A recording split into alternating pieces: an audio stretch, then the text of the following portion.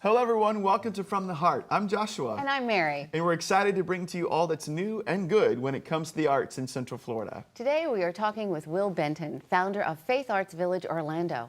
We look forward to learning about Will's passionate and creative journey up to now. Welcome, Will. Good morning. Welcome. Thank you. Yeah, absolutely. Will, what were you like as a child? Oh my goodness. I grew up on a small farm in Kentucky, in western Kentucky. So I was kind of the fourth of four boys and kind of shy and a little reserved. And how did you get into art? Well, I started out as a musician. So I started classical piano lessons at the age of 4 and took all the way through college. And so my arts started in the music part of the arts community. And I didn't really start even thinking about picking up a paintbrush until about 3 years ago after I started FAVO. And you studied classical music? Yes, I'm a classical pianist, organist, and vocalist. Wow. So what did you do in Kentucky as a classical pianist in high school? Play recitals? Were you already working? I played recitals. I started working in my father. My father was a Methodist minister, so I started working in his churches at the age of 8. Oh. Wow. So you were I've playing the piano at the age of 8? So I've been in church music all those years. Wow. Wow. So who is your favorite classical composer? I was going to ask that. Well, good. I love all the romantic composers from that era. So the Chopins, the Debussys, the Rachmaninoffs. Yeah. What's your favorite piece you've played? I know that's hard because those are all great composers. I'm not good at picking out favorites. Being a church musician, I work for 3 different churches on the weekends. So I am always learning and producing new work every week. So I don't pick favorites. I have particular styles that I like and stuff that I know that works with my temperament and my fingers really well. And then you got into art after FAVO? After FAVO opened, I was hanging out with artists all the time, and I don't know, I felt led to just pick up a brush and canvas, and it all started from there. So I'm doing just a lot of abstract, non-impressionistic type work. I'm curious, has your music background influenced how you create as a visual artist? In some ways, it really has. I don't think about what I'm going to do. I just sit down and become at peace with what's happening on the canvas. Much like my music, I really enjoy sitting down with stuff I've never looked at before and just reading, like a good book. Oh, wow. So tell us, some of our listeners may not know a lot about the visual arts. What does abstract mean? What does impressionist mean? When you say that about your art, tell us what that is. Well, abstract is just, it's really nothing. It's not imitating anything. So, and non-impressionistic, well, impressionistic would be me possibly painting a painting of Mary, something that is representative of something else.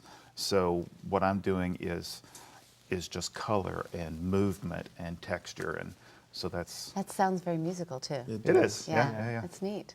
I like that. It's really cool to put visual imagery to music as well.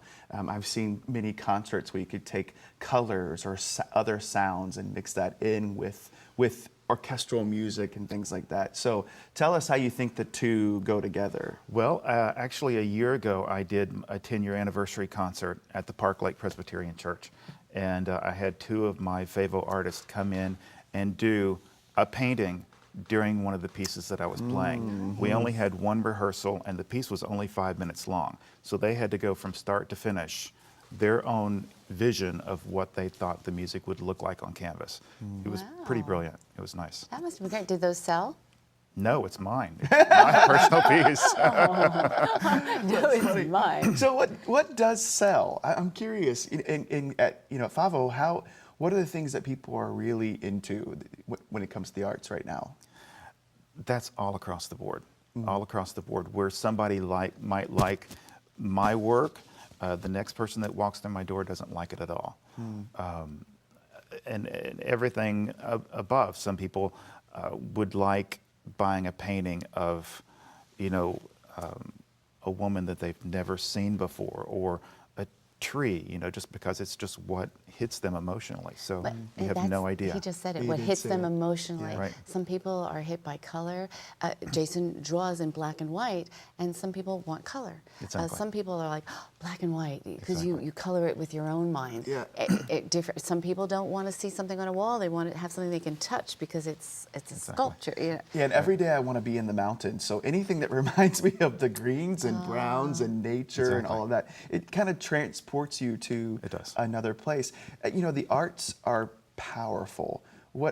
Tell us what you think about arts and how it impacts a person's life and how it's impacted your life along your journey.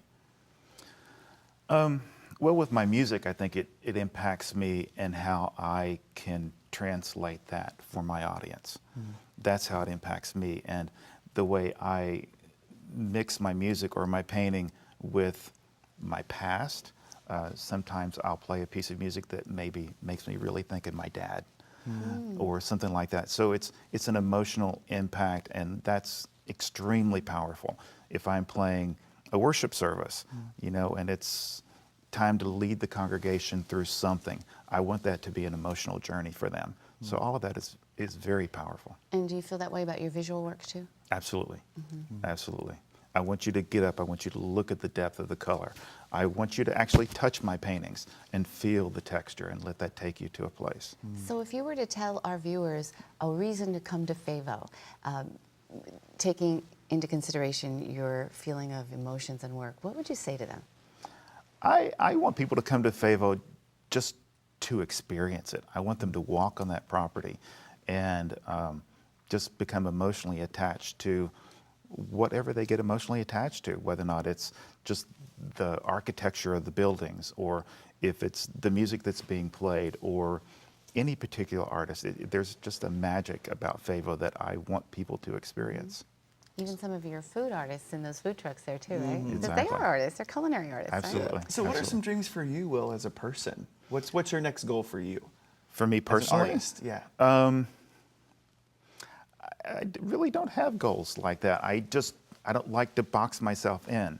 So whenever the time comes, I sit down with whatever canvas is available and I just see what comes out. If I set goals for that, that takes away from the personality of it. Some people have to drive to create art.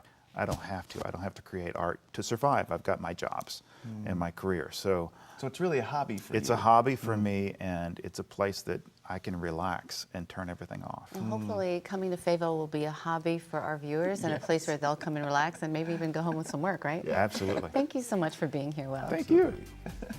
Wish we didn't have to stop talking here, but Josh and I will be back shortly for more conversation about the future of FAVO and Will's creative future from the heart.